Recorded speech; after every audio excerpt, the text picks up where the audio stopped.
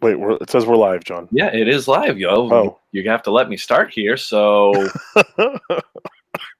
what's going on, Alex, in the world of hockey nowadays? It's free agency day and Canada Day.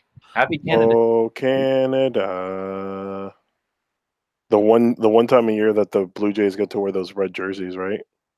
They should wear them a little more often. I think they also wear them for no, Boxing Day is the day after Christmas. I don't know. I gotta brush up on my Canadian holidays, but needless to say, July 1st is also the start of the NHL offseason. Off. The reason I put it up in air quotes, and if you're listening, there's air quotes over off season because there's always communication going on behind the scenes with deals and kind of where guys think they want to go and what teams they have in mind. So this is just the official start for it. We'll start with the big fish first, Alex. That is Artemi Panarin, The bread man. the coveted left winger for the once from the Chicago Blackhawks, then Columbus Blue Jackets, and I believe there was a stint in where was he before Columbus? I'm drawing a blank. He was with another. Chicago. Yeah, he was with Chicago. But either way, I'm drawing a blank on the middle one. Either way, the man gets paid to go to the Big Apple. It is the bread man in New York for a pretty hefty payday, and I'm not exactly mad at him for it. Yeah, no, me neither. And Artemi Panarin, definitely one of the top guys going here in NHL free agency, and good to see him land in the Rangers. I mean, not to say the Rangers weren't relevant, but they definitely had a down year in 2018, 2019. So good to see him go there. He's going to definitely just anchor that top line, and the Rangers did some other moves here, getting rid of Jimmy Vesey and stuff like that. But it's looking like the skies are getting better in Madison Square Garden. At least on the Ranger side of it, we already know how it went for the Knicks. Well, that means ticket prices by no means will be going down, but just looking at the Rangers financial sheet here, a lot of money's going to come off the books after 2021, and then obviously you still have Kako coming on this year. You know he's going to be in the big stage, so it looks like they have a direction, which is good for the Rangers. You have a little bit of King Henrik left. Who knows if he decides to re-up after 2021, but they got a slow turnaround going on. But their friends right down the pike in New Jersey are looking pretty well off right now too. Yeah, agreed. Wayne Simmons goes there for what, 1 year, $5 million. Yeah, it's a simple prove it deal, but I think he slides in well. Yeah, definitely is a good deal. I mean, you already got Jack Hughes there. You got PK now there, and we'll get to that in just a second. But no, yeah, it's definitely looking good for the Devils. Sorry, my dog is being obnoxious, but no, and completely agree. I think again, the skies are looking green, are a little bit brighter up there in at the Prudential Center, affectionately known as the Rock. That is an oxymoron. The sun does not shine in Newark, New Jersey. It is constantly 6:00 at night. No, for New Jersey's sake, going with the PK trade, it was a salary dump done by Nashville, who also made a big move today as well. But this is now PK's third team while he's still in his prime window. Don't you find that a little odd? I find it odd, not because of anything that I think PK Subban has done. I think it's more so what's going on in the NHL is that teams just they don't want to keep guys for a long time. So I think that's really what happened here. I don't want to say that. I mean, PK, you and I both know, is one of the best human beings in the world. I'm not even going to say hockey player. He's just one of the nicer human beings that we've seen with all the stuff he did in Montreal and stuff like that. So it's definitely just, I think, a business, and I think PK knows that. And yeah, I mean, I don't know, Nashville. Just seemed like maybe it seems like it made sense, but now I'm looking at my NHL 19 box and going like, well, this is awkward.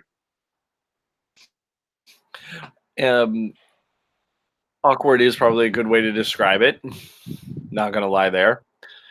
Just the outlook for New Jersey as well is going into the making six. That's gonna jump up pretty significantly for guy who's won an MVP and he's still getting pretty damn good. Nico Hischier is gonna also command a payday as well. Same with Andy Green, Sammy Vatanen if those guys choose to stay as well. And then there's Corey Schneider and Mackenzie Blackwood as your current contracted goalies. So slowly coming together in New Jersey. Just in general, the Metro is always a fun division to watch, and it's always better when the big market teams in the New York area are, more entertaining. And I think the third New York team, the Islanders, also did make a bit of a splash today as well. They brought back Anders Lee, who I am absolutely baffled to see how much money he was making, but he had all jokes aside, he had a good year last year. He earned his payday. I just want to know where the Islanders find money like this.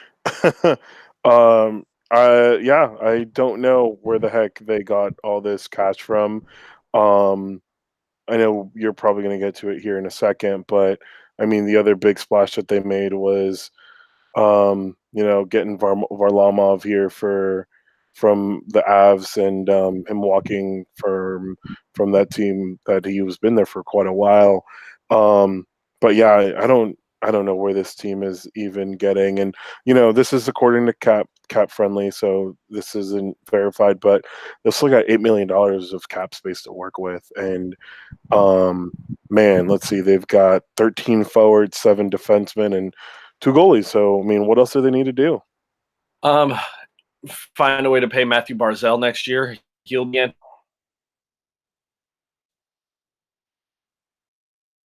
John, I lost you. 2020. The slow.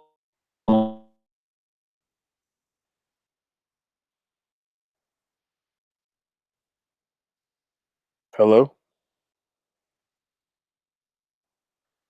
Uh-oh. Okay. And it's funny. I'm also browsing through the Islanders. They are paying a lot of money for Andrew Ladd, 5.5, Eberle 5.5, Brock Nelson 6. Oh, forgot about Bailey at 5, Cal Clutterchuck at 3.5, and then Komarov at 3. There's some weird money on this team, man. Yeah, definitely some weird money on this team, but they still got the Rick DiPietro contract. It's still there. And it's funny, Semyon Varlamov getting $5 million right now. I lost track how many goalies I've had come in and out of the Islander system since then, or since he inked that deal way back when. Yeah, who knows? Let's just complete the New York trifecta. Also, happy Bobby Bonilla Day. Yeah, Bobby Bonilla Day. All righty, Alex. Next big one we had happen today as I go through my handy dandy TSN tracker. Shout out to all the fun folks at Toronto Sports Network. Shane with the Nashville Predators. Oh yeah, yeah. That Duchesne deal is good. I mean, he's only getting 8 million, averaging, which is I thought he was going to get more, honestly. Um, but I mean, I guess he took what he wanted, and ran with it. But yeah, no, I like that deal for Nashville. I think it gives Matt Douche a place to stay for quite a while. Let's just make sure that he can actually stay around because he always seems to be that guy. Well, now, like you said, he does have a long-term deal now, so it doesn't look like he'll be going anywhere. Outlining for what this means for the Predators, you're going to have Duchesne and Ryan Johansson under contract for the foreseeable future at 8 flat. Then you also have Philip Forsberg and Kyle Turris at 6. Those are pretty good players at good value to have on a long-term run. Also, just looking long-term, they also have Victor Arvidsson, who's going to be a solid winger. Cal Yonkrock. So by moving out that PK money, they were able to soundly secure Matt Duchene. And yes, they needed help in the forward core since their D core is fairly deep. Let's just see how deep it is. I mean, they did get Santini back from the Devils in the PK trade, and obviously he's nowhere near what they're looking for, or not what I want to say they're looking for, but what PK was. But it's going to be a good filler. But you're going to expect Ellis, Yossi, and Ekholm to kind of pick up, more of the load here, especially with Yossi also going into his contract year as well. Yeah, honestly, what this is telling me right now is that Predators are, I mean, as they have been for the last couple of years, they're in a win now mode. Think about it this way: they've got 4 defensemen coming off the books next year, along with 5 forwards. Which the forwards are fine, but that decor, if you don't find a way to keep Roman Yossi around, who's your captain, and I mean now is the kind of the almost, I mean, yeah, I guess Ryan Ellis is definitely 1 and 2. They're definitely 1 and 2, but yeah, I mean that's really what you got to make sure is that you're able to just win now. And my biggest question with this team is the goaltending. Which Pekka Rinne are we going to see? And if he, poops the bed, is Yusei Saros going to be good enough to pick up the slack?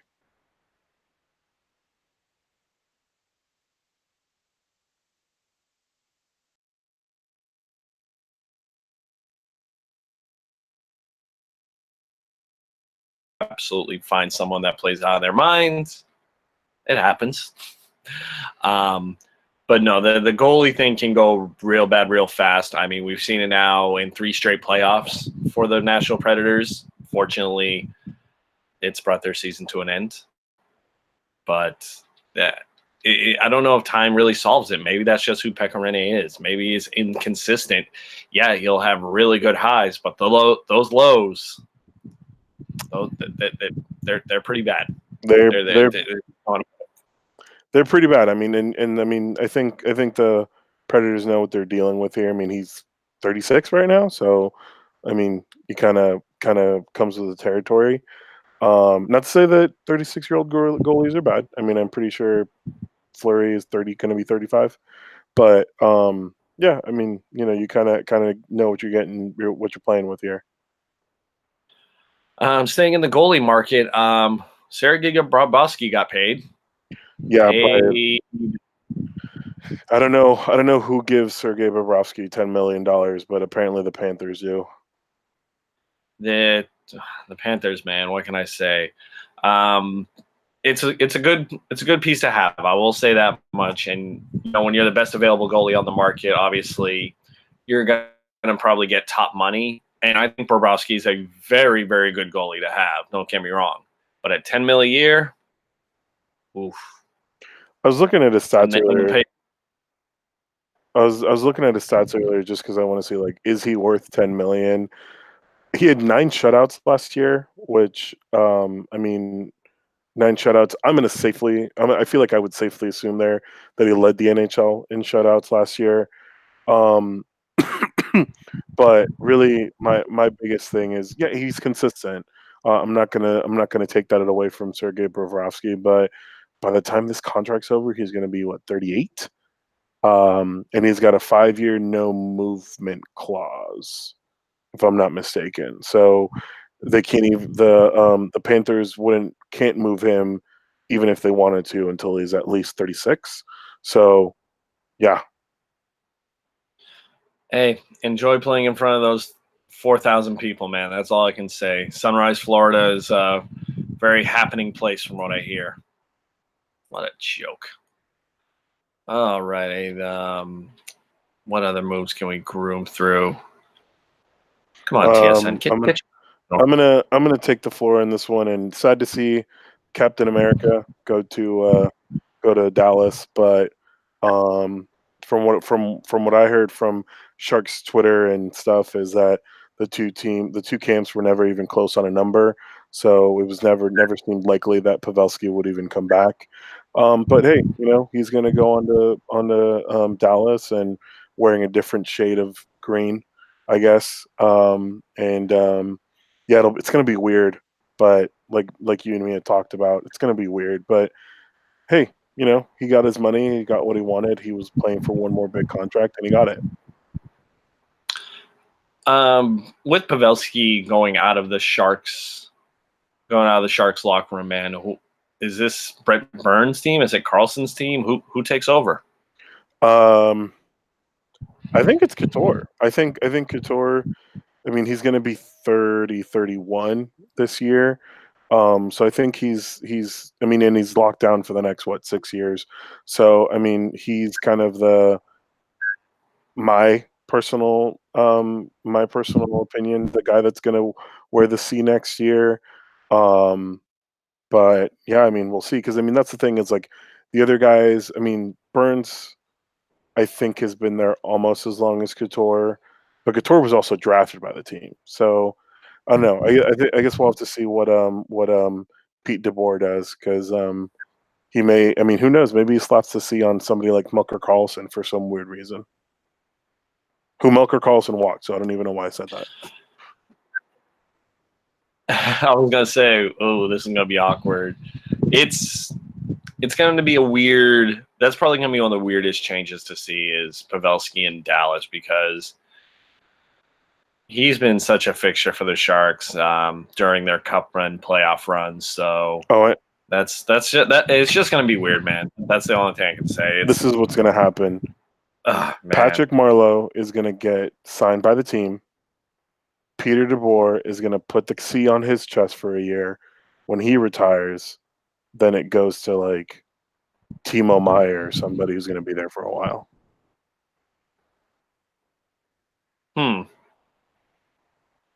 Interesting.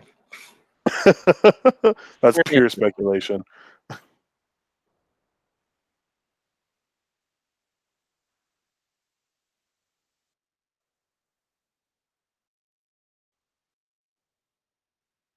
You give the contract to Carlson, Erik Karlsson, just so there's no confusion. And let's face it, that was going to be a pretty hefty bill. This is now a very top-heavy team with the players they have under contract. With the minimal cap space they have left, Alex, how do they fill in the rest of the holes on this roster? Well, I think you've got to go out and get and re-sign Kevin LeBanc. What that number is, we're still not sure, but he is a restricted free agent. And then I think you got to let your young guys play. I mean, the defensive core is solidified with whoever we're going to throw out there with Carlson, Burns, Vlasic, Dylan, Heed, Shemek, whoever the heck you want to. But you're going to give a full year probably to oh man, why am I drinking? Lukas Radil. And then you've got to bank on your other guys to fill in that bottom of the lineup. I mean, yeah, maybe they go out and get, like I said, Patrick Marleau and have him come back and be a solid like number 3 winger or whatever. But yeah, that's really the biggest things is you got to make sure that you're filling in and making smart contracts because yeah, we've got enough long-term contracts here. Well, it's long-term contracts for the right guys. Locking up Carlson, Burns, Vlasic for the foreseeable future, and then basically you're handcuffing that with Couture, Kane, and we'll just throw Timo Meier and Thomas Hertl in that as well. You at least have your core, but you're going to need those younger guys and those depth guys to step up as well. And I think the biggest one is you need Martin.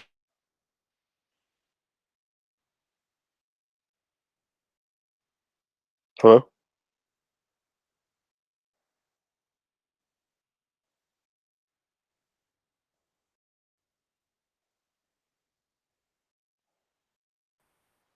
Can you hear me? No, I can hear you. Okay, sorry, I lost you. What you were saying about Martin Jones? He's got to figure out. Guy's got to be consistent. That's all. It can't be this up. I agree. Martin Jones needs to just be consistent. And I think the biggest thing is also that you've got to just trust the six guys that are going to be in front of you defensively. And I don't know. I think that was a big thing for him last year is that Vlasic was hurt. We already know what kind of defenseman Burns is. We kind of already know what kind of defenseman Carlson is. But yeah, you just got to make sure you trust those six guys ahead of you, and yeah, make those not so difficult saves that everyone kind of. I mean, because there's always going to be some as a goalie that you're going to go like, how did you let that in? But limit those to a minimum. One team I actually skipped over when we were talking about the Metro that I just realized like, oh damn, I wanted to talk about at the trade deadline last year. They brought in Panarin, they bring it or they commit to Bobrovsky, they make a push to let's go far in the playoffs. They get to the second round, get bounced out, and pretty much all their free agents walked.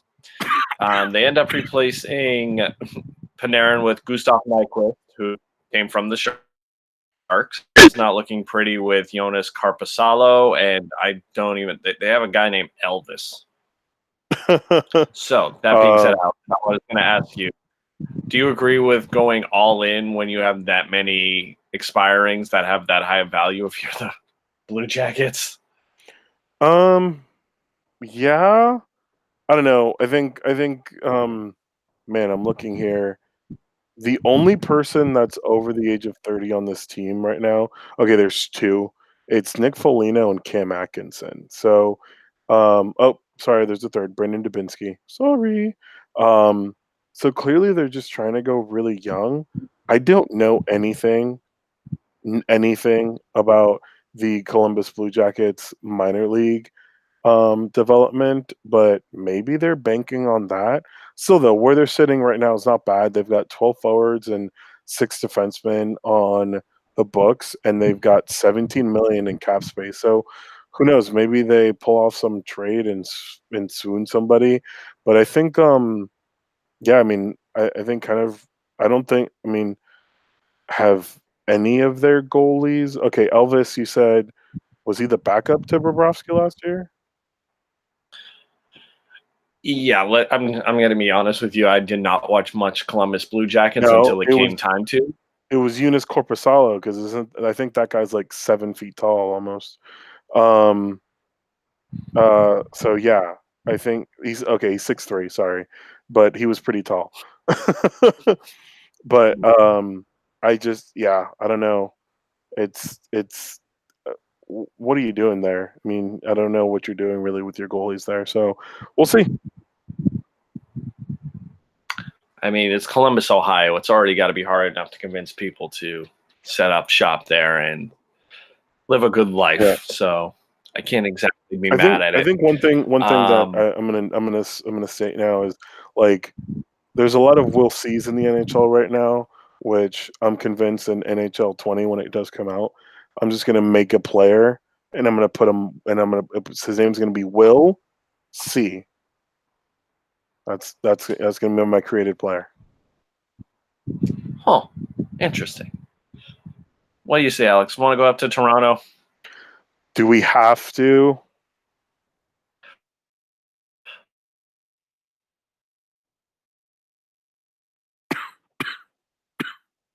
Report was how they were able to dump a good amount of money onto the Ottawa Senators. They dumped Nikita Zaitsev, Connor Brown to the Senators in exchange for Cody Ceci and some other pieces.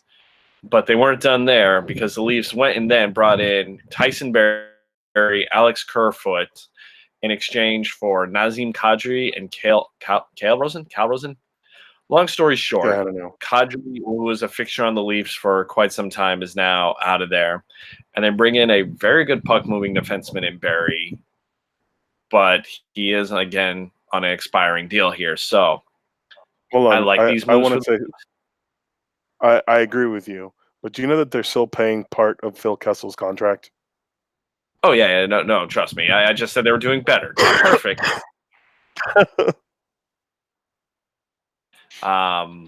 But this is an incredible deal for the Maple Leafs, and I look at the Avalanche, asking myself, did you really need to do this? Like, Barry's a really, really good defenseman, and I also like Kerfoot as a depth piece as well. Yeah, I agree. I'm sorry if you guys could see the video. I just started giggling because my friend sent me a Snapchat of Maxime Lagacé is now a Bruin. If you didn't know, John, and they put a picture of Max Lagacé signed with Boston, but it was a picture of Max Pacioretty.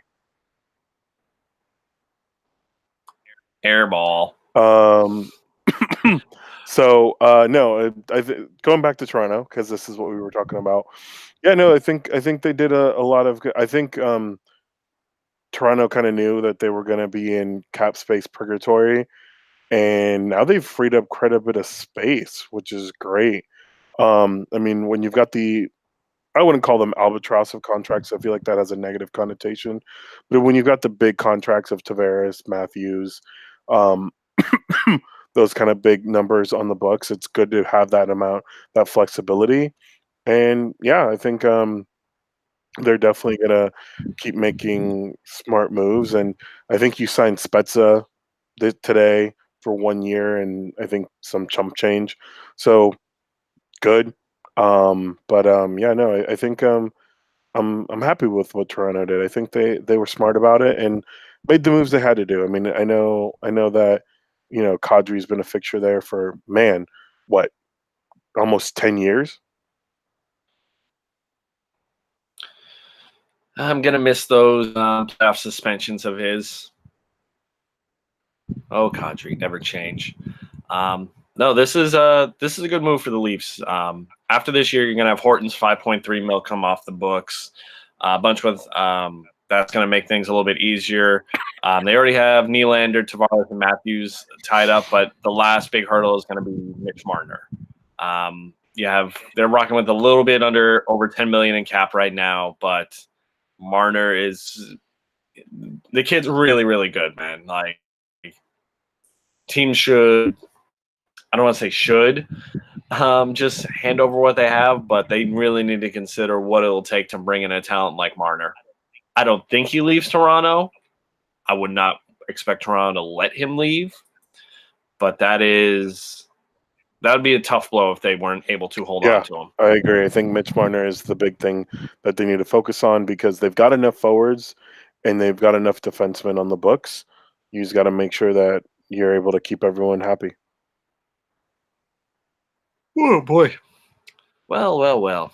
That it's weird to say good things and positive things about the Leaf in this context. Like, well, look at them, using their money wisely and not making absolutely baffling decisions. This is good progress for them. I'm happy for them. Well, Yeah, not really. it's a good move. Good for the NHL. It's better. The NHL is funner for Canadian fans when You the just say Maple Leafs are funner. good. I mean, it's better.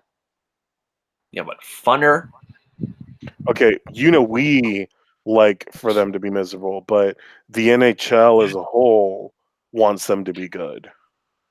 Yeah, it's like when the Yankees are good. It's this is what brings people attention. Like, I ain't mad at it. Me neither. Another bit of news that came up today was the Canadians signing an offer sheet to try to bring in Sebastian Aho from Carolina. I don't know if you watched him play down in Carolina, but he's a good young player. He was someone who I always feared when the puck was on his stick. I fully expect Carolina to match this sheet. Stranger things happen though, but Montreal thinks they're being cheeky right now. Those sneaky French Canadians. Yeah, Aho is like the first guy to get a offer sheet thing in like, oh man, I think they said since like 2012 or something like that. So it's been a little bit of NHL history there, but yeah, good for. I mean, I think it was one of those things where like the Hurricanes kind of just soured their relationship with this guy. way too early on. So it's good for him to go to one of the most storied franchises in the NHL and get a new chance at life there. So good for them, good for him. And can the thing is, can the Canadians be good? Because you're wasting my boy Carey Price away, and I'm kind of hurt about it. I mean, props to Carey Price. He survived seeing the seeing the Canadians go from serious cup contenders to rebuilders to now being on the brink of making the playoffs. It's going. He's sadly seen all his friends leave. Pacioretty gone, Subban gone. We don't know what Shea Weber's going to look like, if he's even back to being 85% of the player he was. Um, that being said, though, he's been through it all up there in Montreal, and they could be on the verge of getting back to being a playoff team here. Granted, I don't want to see it happen, And I think but I don't think I would either. But hey, we're we don't control this stuff. They do. I know this is just us kind of looking on the outside of it. But oh man, oh they still got Vegas night legend Thomas Tata. Ta ta. I wonder how that guy's doing. And I Vegas is still want to paying know his how happy he's made me over the years just being able to say that. check. Thomas Ta ta. Oh, jeez. Well, they put it off long enough. Let's see what's going on at the Cirque du Soleil they call a hockey team at the T-Mobile Arena. Um, Colin Miller has been shipped out. They've also had to part ways with Eric Holla to make money for the Knights. But right now, still need to find a way to make some space here. They were able to bring back Thomas Nosek and Brendan Peary, which does help with their depth. But that being said, right now you're rocking with maybe 3.5, 4 defensemen. Yeah, Not the a knock decor on Merrill and Nick Holden. It's just, they are who they are at this point. the Um, decor's not looking too good. as far as the NHL, or compared to the rest of the NHL, the Knights by far spend the most on their forward core. And obviously that comes with locking up Carlson, Stone, Pacioretty, Stastny, Marchessault, and Riley Smith, and Alex Tuck long term. Those are good pieces to, have under contract and sign long term. But right now they're in a bit of a pinch because they still got to find a way to bring in some more cap space, because right now they're negative 2.6 million. Yeah, that's not good, Bob. No, it's less than ideal. Um, I don't know if they'll pull a trigger on a move like this, but if you have to move Ryan Reeves, I don't find it likely.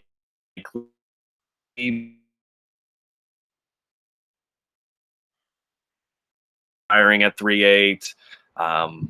They're 1 year away from getting a David Clarkson 5.25 off as well. So they're going to have to get a little finessey here. Or they can get really Yeah. weird and trade back. No, I I didn't. think sorry, McPhee's gonna have to get a little nutty. Yeah, McPhee's have to get a little nutty here and figure some stuff out. I mean, you've got to bring back Malcolm.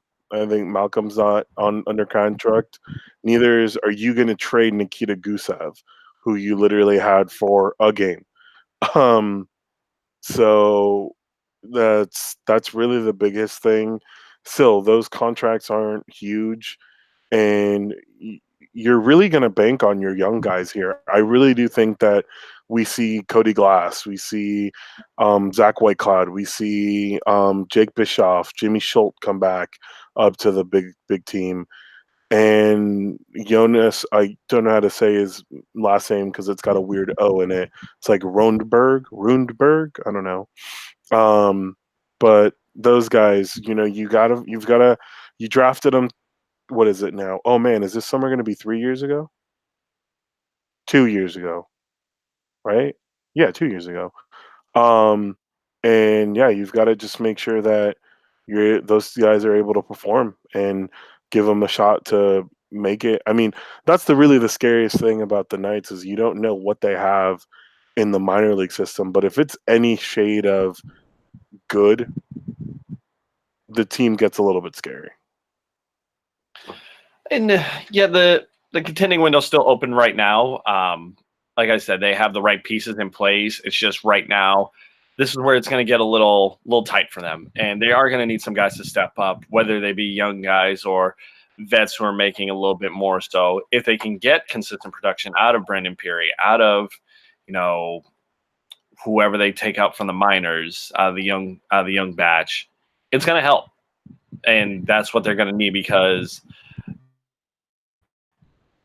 as much as they have. And I know they had their ups and downs last year. They bring in Mark Stone. It kind of stabilizes things out a little bit. But, this is a team that's in their contending window right now, and you have maybe 2-3 years left of a really good Marc-Andre Fleury. You can't let that pass by.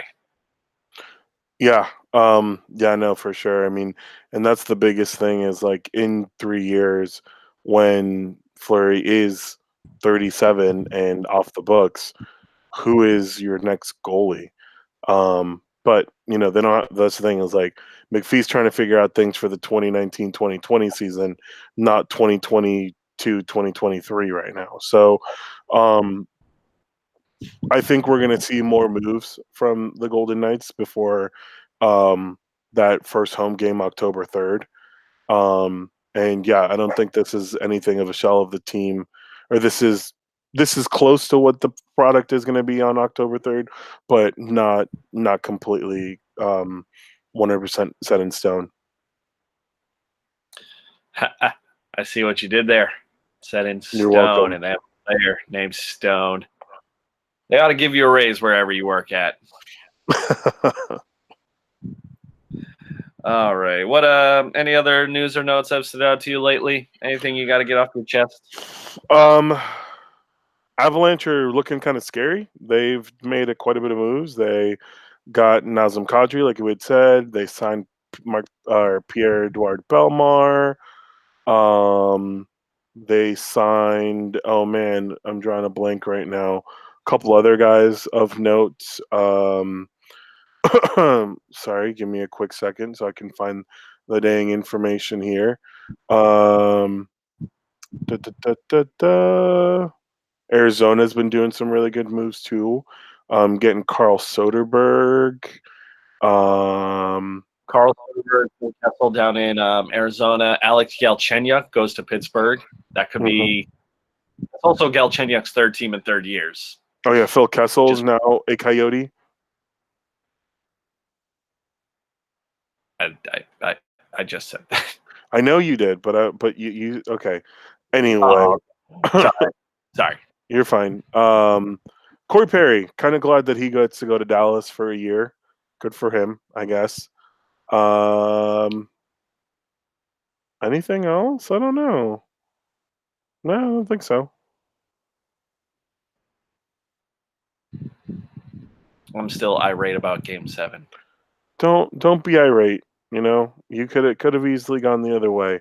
Oh, this is a big one because it's a lot of money. Kevin Hayes goes to the Flyers for 7.14 over 7 years. Yeah, that was absolutely absurd, and that's actually good news for the other wingers who have yet to sign. So I think Marcus Johansson's going to get a pretty good payday here too, as I think he's better than Kevin Hayes. That was someone who was just kind of like passed around the past couple seasons. So I don't know what you're doing, Philly, but never go full Philly. Yeah, I think they used what, like 6 or 7 goalies last year yeah, alone. they use a pretty ridiculous amount. Um, I don't know. I mean, Mike Smith went to Edmonton, so good. They got a lot to figure out up in Edmonton. I was gonna say cleaning up Chiarelli's mess is never easy, but Yeah. I mean, yeah. Other than that, I mean, I think the Central Division is going to be kind of scary to watch.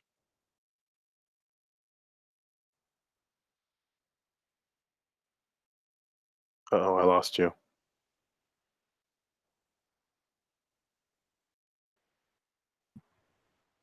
Can you hear me? No, I can hear you. But did Oh, it cut off okay. again? Yeah, sorry about that. Oh, Cox and your internet. Oh, Cox. um, okay. Yeah, I think that's it, man. There's gonna definitely be some more crazy stuff happening here in the next couple of months, so I'm sure we'll keep this up to date. Alrighty, and we'll be reconvening soon. In the meantime, guys, go and give us a follow on Twitter and Instagram. We're Bleach Preach Pod on the Twitter sphere, and on Instagram, Bleacher Preacher Podcast as well. Myself, you can find me at Jonathan_R. Alex. Roncal33 BPP.